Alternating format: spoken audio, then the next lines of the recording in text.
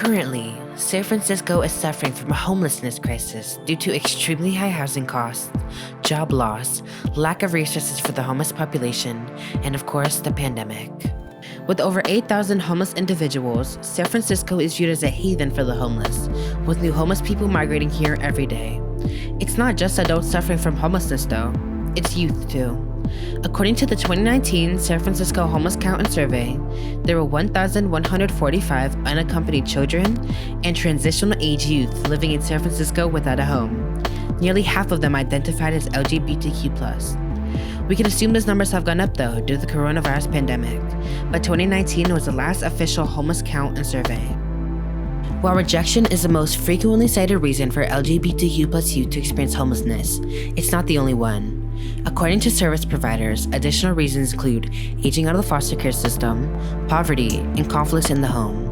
Often, it's not one thing that causes homelessness, but a combination of many.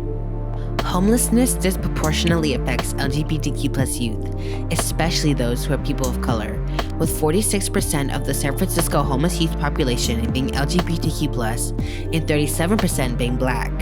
Nationally, around 40% of the homeless youth in the United States is part of the LGBTQ+ community, compared to only making up 7% of the general American youth population.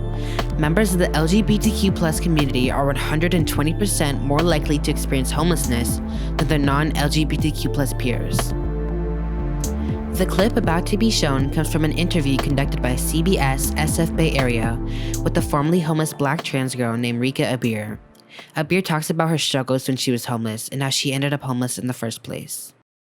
Rika Abir spent her first night on the street in San Francisco at age 19, right around the time she came out as transgender. What initially kind of started my homelessness is my father. He didn't accept me for who I am, and he burned my clothes because I was presenting as female. So she moved from Sacramento with no family and no connections to this big city. She says almost immediately strangers on the street started to chip away at her. I was raped on the streets, at least twice.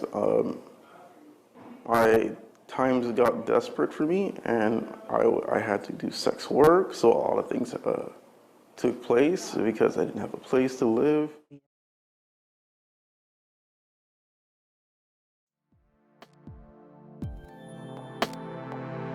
Thankfully, San Francisco has multiple organizations that provide resources to LGBTQ+ youth, such as Larkin Street, Lyric, and the Trevor Project.